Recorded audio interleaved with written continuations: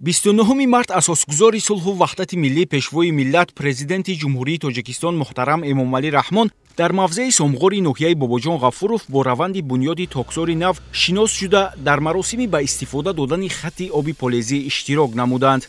Хати оби полезӣ бо насби муҳаррикҳои нав аз канали якуми Сомғор ба ин мавзеъ оварда шудааст.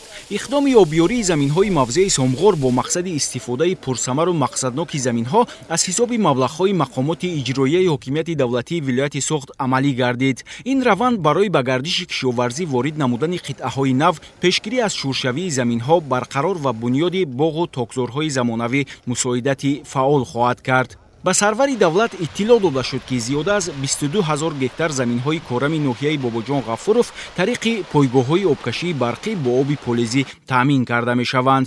Дар ноҳия дар маҷмӯъ 33 пойгоҳи обкашӣ мавҷуд аст, ки калонтарини он шабакаи обрасони Хоҷабахирғон ва Сомғор ба ҳисоб меравад. Пойгоҳи обкашии Сомғор 1, ки аз соли 1960 инҷониб фаъолият дорад, дорои 8 агрегати обрасон мебошад. Тавассути ин пойгоҳ зиёда аз 6 000 гектар заминҳои деҳоти ба номи Дадабой Холматов ва деҳоти ба номи Исмоил обёрӣ гардида, барои таъмиру омодасозии он ба мавсими кишту кор ҳамасола маблағҳои зарурӣ ҷудо карда мешавад. Дар давоми 2 соли охир бо маблағгузории мақомоти иҷроияи ҳокимияти давлатии вилояти Суғд ҷиҳати беҳтар намудани вазъи обрасонӣ барои пойгоҳи обкашии Сомғор 1 4 муҳаррики нави агрегат харидорӣ карда шудааст. Дар ҳоли ҳозир 5 агрегати ин пойгоҳ дар ҳолати корӣ қарор дошта, ҳар яки он дар 1 сония 1700 метри мукааб оби полезӣ интиқол медиҳад. Хати оби полезӣ, ки дар хоҷагии деҳқонии Бориҷон Боймирзоев ба истифода дода шуд, аз пойгоҳи обкашии Сомғор 1 сарчашма мегирад, тариқи канали якуми ин пойгоҳ обёрӣ карда мешавад.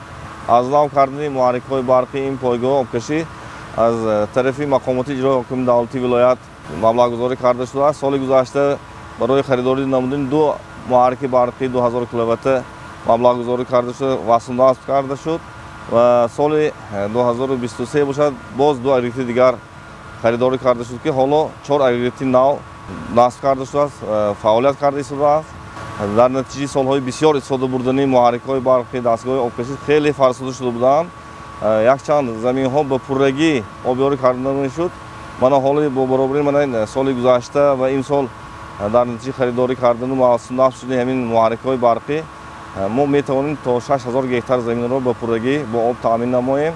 ҷиҳати таъмири пойгоҳи обкашӣ Фарҳод 3, Юбилейни 1, Юбилейни 2, инчунин ба номи Қоиров дар ин ҷо ҳам аз тарафи мақомоти иҷроии ҳокими давлати вилоят маблағгузорӣ шуда, умуман 8 агрегати нав бо харидорӣ карда ва насб карда шуда истодааст. Сипас президенти ҷумҳурии Тоҷикистон муҳтарам Эмомалӣ Раҳмон аз токзори нави хоҷагии деҳқонӣ ба номи Боирҷон Боймирзоев, ки дар масоҳати 15 гектар дар асоси таҷрибаи ангурпарварони шаҳри Турсунзода ба тарзи хавозавӣ бунёд гардидааст, шинос шуданд. Дар вилояти Суғд бунёди токзорҳои нав бо истифода аз таҷрибаи ангурпарварони шаҳри Турсунзода дар асоси дастуру ҳидоятҳои бевоситаи президенти ҷумҳурии Тоҷикистон муҳтарам Эмомалӣ Раҳмон амалӣ гардида, дар давоми 4 соли оянда танҳо дар ноҳияи Бобоҷон Ғафуров бештар аз 2000 гектар токзори хавозавӣ, ки барои хоҷагидорон нисбат ба дигар роҳу усулҳои парвариш ин тарзи кор самаровару сердаромад аст, бунёд карда мешавад. Дар вилоят танҳо дар давоми соли равон бо усули хавозавӣ бунёд намудани 500 гектар токзори нав ба нақша гирифта шудааст. Сарвари давлат муҳтарам Эмомалӣ Раҳмон дастур доданд, ки рафти бунёди токзори нав бо назардошти тамоми меъёрҳои аграрӣ ва ҷалби мутахассисони соҳибтаҷриба, хусусан бо иштироки ангурпарварони номдори шаҳри Турсунзода амалӣ карда шавад. Дар токзори нави хоҷагии деҳқонӣ ба номи Боирҷон Боймирзоев то имрӯз 4200 бех ниҳоли ангур, асосан навъҳои серҳосилу ба содирот нигаронида шуда шинонида шудааст ва хоҷагидорон ният доранд, ки масоҳати боғи ангурро ба 100 гектар расонанд. Барои амалӣ намудани ин иқдом қаблан мутахассисони соҳаи боғдории вилояти Суғд ба шаҳри Турсунзода рафта таҷрибаи бои ангурпарваронро аз худ карданд. Ҳамзамон роҳбарону саҳмдорони хоҷагиҳои деҳқонии ватан ва боғи сомони шаҳри Турсунзода, ки дар парваришу истеҳсоли ангур таҷрибаи ғанӣ доранд, дар вилояти Суғд, хусусан ноҳияи Бобоҷон Ғафуров чандин маротиба роҳу усулҳои бунёди токзорҳои хавозавиро амалан ба кишоварзон нишон доданд.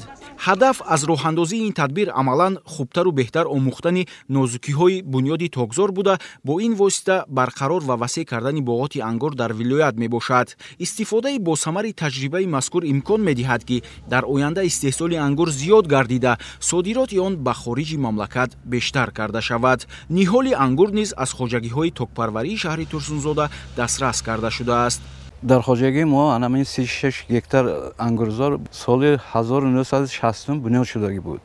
ҳосилнакиш паст буд. як гектараш 3-4 тонна мегифтем.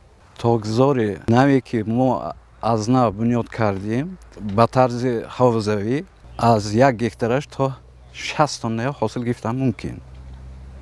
сифаташ баланд, бозорбоб, харидоргир صادرات کدام ممکن است. متخصصان شهر ترسونزاده امین نعمت خواجی پسر کمال خواجی آمده همش نشان دادم و چخیل کدام درکار، چخیل نگاه بین کدام درکار، چخیل برداشتن درکار، چخیل منامین سیمخواه کشیدن درکار همش نشان داده، مسائل داده برفتم.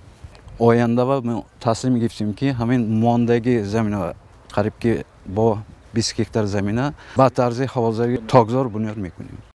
ҳоло дар ноҳияи Бобоҷон Ғафуров зиёда аз 3000 гектар токзор мавҷуд мебошад.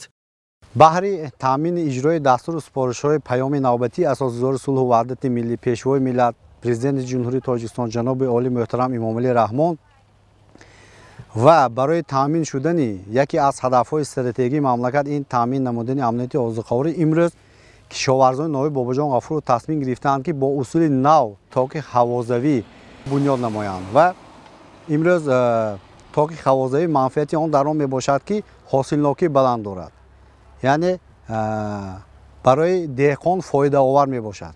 бунёди токҳои ҳавозавӣ дар заминаи токҳои кӯҳнае ки солҳои 60-70 бунёд шуда буд, дар заминаи ҳамун токҳои солҳои пешина бунёд шуда истодааст. умуман дар ҳудуди ноҳияи Бобоҷон Ғафуров зиёда аз 3000 гектар токзор мавҷуд мебошад, ки барои дар соли 2023 аллакай дар майдони 16 гектар барқарорсозии токзор ва 3 гектар бунёди токзор иҷро шудааст.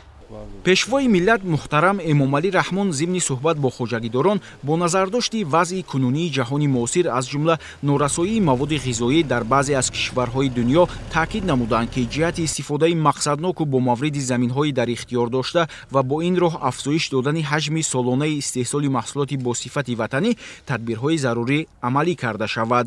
ёдовар бояд шуд, ки дар вилояти Суғд бештар аз 13000 гектар токзори наву анъанавӣ мавҷуд буда, дар соли 2022 деҳқонон наздики 50000 тонна ангур истеҳсол намуданд.